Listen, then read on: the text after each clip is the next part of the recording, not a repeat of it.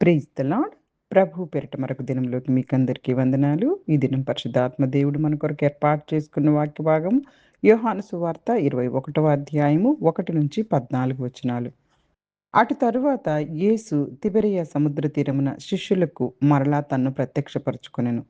ఆయన తన్ను ప్రత్యక్షపరచుకొనిన విధమేదనగా, సీమోను పేతురును, దిదుమ అనబడిన తోమాయు, గలిలయలోని కానాను ఊరువాడగు నతానయేలును, జెబెదయి కుమారులను, ఆయన శిష్యులలో మరి ఇద్దరును కూడియుండిరి. సీమోను పేతురు, నేను చేపలు పట్టబోదునని వారితో అనగా, వారు మేమును నీతో కూడా వచ్చేదము అనిరి. వారు వెళ్లి దోణి ఎక్కిరి, కాని ఆ రాత్రి ఏమీయూ పట్టలేదు. సూర్యోదయమగుచుండగా యేసు దరిన నిలిచెను. అయితే ఆయన యేసుని శిష్యులు గుర్తుపట్టలేదు. యేసు, పిల్లలారా, భోజనమునకు నీ యొద్ద ఏమైనా ఉన్నదా అని వారిని అడుగగా, లేదని వారు ఆయనతో చెప్పిరి. అప్పుడు ఆయన, దోణి కుడి ప్రక్కన వల వేయుడి, మీకు దొరుకునని చెప్పెను. కనుక వారు అలాగు వేయగా చేపలు విస్తారంగా పడినందున వల లాగలేకపోయిరి. కాబట్టి యేసు ప్రేమించిన శిష్యుడు, ఆయన ప్రభువు సుమి అని పేతురుతో చెప్పెను. ఆయన ప్రభువు అని సీమోను పేతురు విని వస్త్రహీనుడై ఉన్నందున పైబట్ట వేసి సముద్రంలో దుమికెను. దరి ఇంచుమించు 200 మూరల దూరమున్నందున తక్కిన శిష్యులు చేపల గల వల లాగుచు ఆ చిన్ని దోణిలో వచ్చిరి. వారు దిగి దరికి రాగానే అక్కడ నిప్పులును, వాటి మీద ఉంచబడిన చేపలను, రొట్టెయు కనబడెను. యేసు, మీరిప్పుడు పట్టిన చేపలలో కొన్ని తీసుకొని రండని వారితో చెప్పగా, సీమోను పేతురు దోణి ఎక్కి వలను దరికి లాగెను. అది 153 గొప్ప చేపలతో నిండి ఉండెను. చేపలు అంత విస్తారంగా పడినను వల పిగలలేదు. యేసు, రండి భోజనం చేయడని వారితో అనెను. ఆయన ప్రభువు అని వారికి తెలిసినందున, నీవెవరివని శిష్యులలో ఎవరునూ ఆయనను అడగ తెగింపలేదు. యేసు వచ్చి ఆ రొట్టెని తీసుకొని వారికి పంచిపెట్టెను. అలాగే చేపలను కూడా పంచిపెట్టెను. యేసు మృతులలో నుండి లేచిన తరువాత శిష్యులకు ప్రత్యక్షమైనది ఇది 3వ సారి. హల్లెలూయా, హల్లెలూయా. పరిశుద్ధాత్మ దేవుడు ఈరోజు ఈ వాక్య భాగాల ద్వారా మనతో మాట్లాడడానికి ఇష్టపడుతూ ఉన్నారు. యోహాను సువార్తలో 21వ అధ్యాయము చివరి అధ్యాయము. ఈ భాగంలో యేసుక్రీస్తు ప్రభువారు పునరుద్ధానం తర్వాత శిష్యులకు ప్రత్యక్షమైన 3వ సందర్భం. యేసుక్రీస్తు ప్రభువారు తన శిష్యులకు సముద్ర తీరంలో ప్రత్యక్షమయ్యి వారి అవసరాలను తీర్చి దేవుని యొక్క శక్తిని మరోసారి చూపించారు శిష్యులకి. శిష్యులను బలపరుస్తూ ఉన్నారు. శిష్యులు చేపలు పట్టడానికి వెళ్లారు. ఎవరెవరున్నారు అంటే, ఆ దినము పేతురు గారున్నారు, తోమా గారున్నారు, అలాగే జెబెదయి కుమారులున్నారు, అలాగే నతానయేలు కూడా ఉన్నారు. ఆయన శిష్యుల్లో మరో ఇద్దరు కూడా ఉన్నారు. వీరు రాత్రంతా ప్రయత్నించినా ఏమీ పట్టలేకపోయారు. చూడండి, మన సొంత శక్తులు, మన జ్ఞానాలు, మనం చేసే ప్రయత్నాలు వీటిల మీద ఆధారపడితే చాలా సందర్భాలు ఫలితం ఉండకపోవచ్చు. కానీ యేసుక్రీస్తు ప్రభువారు మనతో ఉంటే, ఆయన మాటకు మనం విధేయత చూపిస్తే మన ప్రయత్నాలకు అర్థం ఉంటుంది. మనకు అన్ని విషయాల్లో ఫలితమొస్తుంది. యేసుక్రీస్తు ప్రభువారు దోణి ఎక్కారు వాళ్ళు. చేపలు పట్టడానికి వెళ్లారు. అక్కడ ఏమి వారికి దొరకలేదని తెలుస్తూ ఉంది. అయితే చూడండి, ఆ ఉదయకాలం సూర్యోదయం అవుచుండగా, అంటే ఉదయం అవుతుండంగా యేసుక్రీస్తు ప్రభువారు గూడా అవతల తీరంలో నుంచొనున్నారు.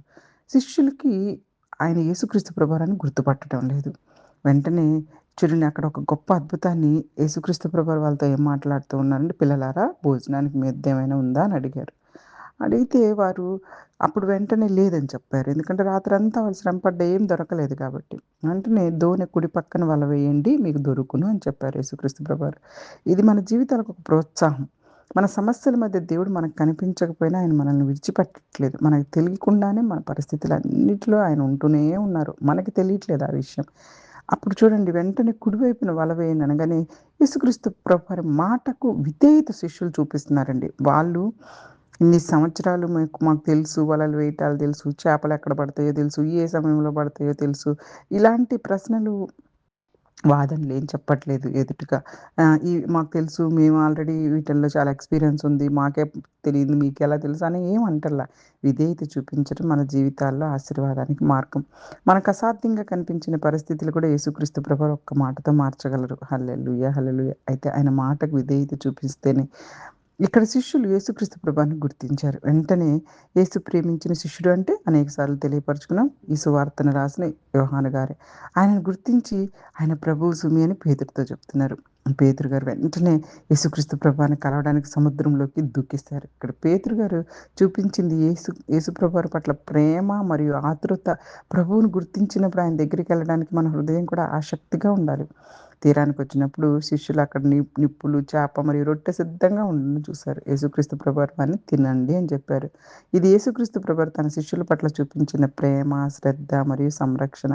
రాత్రంతా శ్రమించి అలసిపోయారని తెలుసు. అందుకే వారికి విశ్రాంతి కావాలి, ఆహారం కూడా కావాలని యేసుక్రీస్తు ప్రభువారు గుర్తించి వెంటనే అవి అందించారు. మన జీవితాలకు కూడా మనకెప్పుడు విశ్రాంతి కావాలి, మనకెప్పుడు ఆహారం కావాలి, మనకెప్పుడు రక్షణ కావాలి, అన్నిటిని ఆయనే చూసుకుంటున్నారు. పూర్తిగా ఆయన మీద ఆధారపడతాం. ఆయనందు విశ్వాసం ఉంచటమే మనం చేయవలసినటువంటి ముఖ్యమైనటువంటి విషయం. యేసుక్రీస్తు ప్రభువారి పునరుత్థానానికి సాక్ష్యము ఈ 14వ వచనంలో ఇక్కడ యేసుక్రీస్తు ప్రభువారు మృతుల్లో నుండి లేచిన తర్వాత శిష్యులకు ప్రత్యక్షమైనది మూడోసారి. నిజంగా పునరుత్థానుడయ్యారు అని ఇది మరోసారి నిర్ధారించడానికి శిష్యులకి. ఆయన కేవలం ఒక జ్ఞాపకంగా మిగిలిపోయే వ్యక్తి కాదు. ఆయన జీవించి ఉన్న ప్రభువు. ఆయన జీవమునకు ఆధారం. ఆయన నిత్య జీవి. ఆయన నిత్య జీవానికి ఆధారం. ఇక్కడ ఈ యొక్క అధ్యాయంలో యేసుక్రీస్తు ప్రభువారు మన వైఫల్యాలన్నీ విజయాలుగా మార్చగలరు. అలాగే దేవుని మాటకు మనం విధేయత చూపాలి. మనకు తెలియకపోయినా యేసుక్రీస్తు ప్రభువారు ఎప్పుడు మన పరిస్థితులన్నిట్లో మనతో పాటే ఉంటూ ఉన్నారు. యేసుక్రీస్తు ప్రభువారు మన శారీరక మరియు ఆధ్యాత్మిక అవసరాలను కూడా చూసుకుంటూనే ఉన్నారు. పునరుత్థానుడైనటువంటి యేసుక్రీస్తు ప్రభు, సజీవమైనటువంటి ప్రభు. మన శ్రమల కంటే ఆయన మార్గము, ఆయన మార్గదర్శకత్వమే ముఖ్యమైనది మన జీవితాల్లో. ఇక్కడ ఈ అధ్యాయంలో ఒక గొప్ప సత్యం. మన ప్రయత్నాలన్నీ విఫలమైనా కానీ యేసుక్రీస్తు ప్రభువారు మనల్ని విడిచిపెట్టరు. ఆయన మాటను విశ్వసించి విధేయతతో ముందుకు సాగితే మన జీవితంలో అద్భుతమైనటువంటి కార్యాలను ఆయన చేయడానికి సిద్ధంగా ఉన్నారు.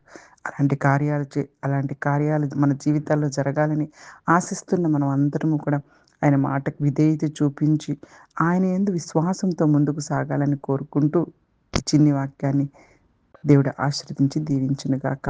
ఆమేన్. God bless you all. God bless you all.